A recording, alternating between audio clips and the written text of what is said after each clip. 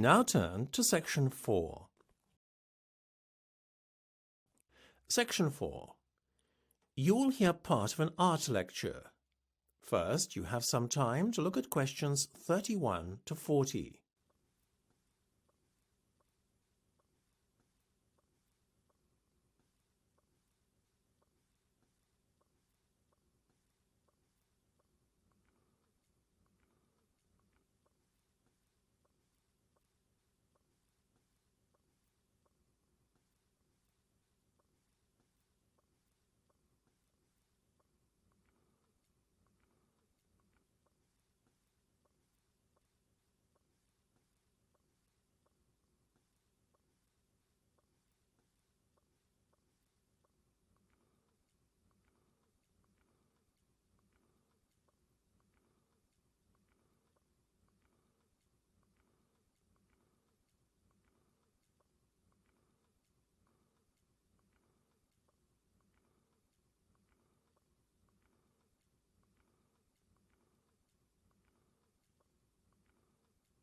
Now listen carefully and answer questions 31 to 40.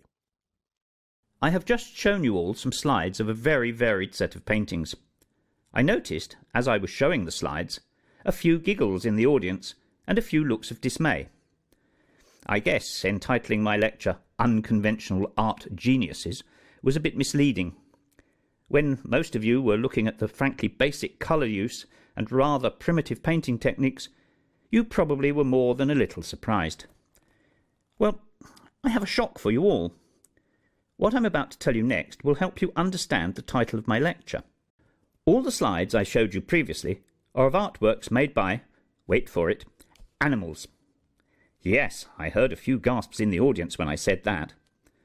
Whilst the artwork would be definitely primitive by human standards, when you consider that the artworks were executed by animals, then, well, they are frankly staggering. Nor were the artworks purely the work of our closest relatives, the apes. No, they were produced by animal artists drawn from a diverse pool of species, ranging from elephants to gorillas, birds and even sloths. In fact, in recognition of this, last year, London's Grant Museum of Zoology staged what organisers thought was the first interspecies show of paintings by animals. In the show, art was shown from an orangutan, a gorilla and an elephant.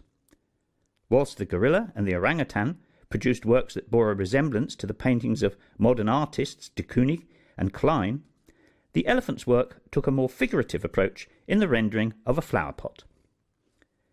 Now, before you all go thinking this is a revolutionary discovery, I would like to put the record straight. The contribution animals can make to the art world was highlighted as far back as the 1950s.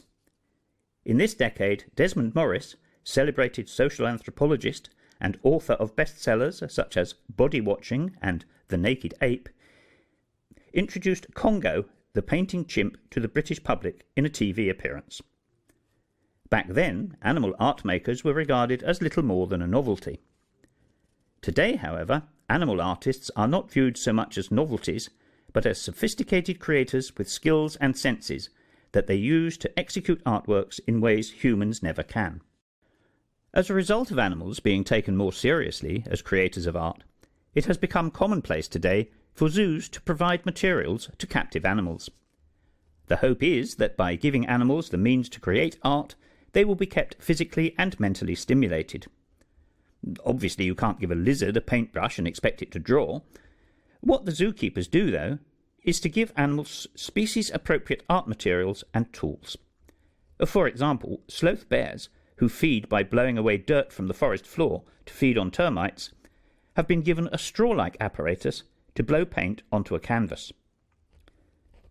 What is one of the most interesting discoveries to come out of all this, though, is the finding that animals voluntarily and instinctively participate in the creation of art. It seems, therefore, that animals derive as much pleasure as humans do in applying paint to canvas or making a clay or plasticine figure.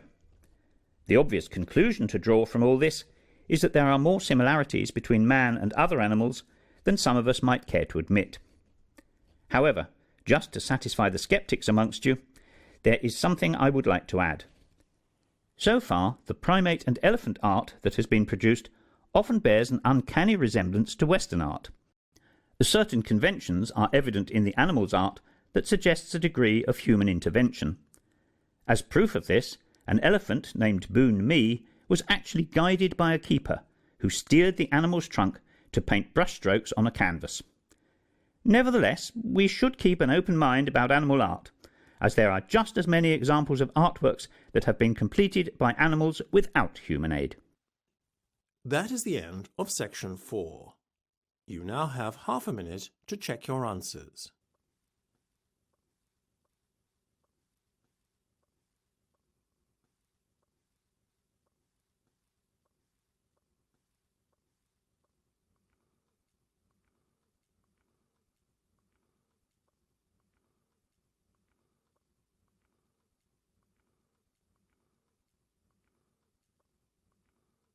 That is the end of the listening test.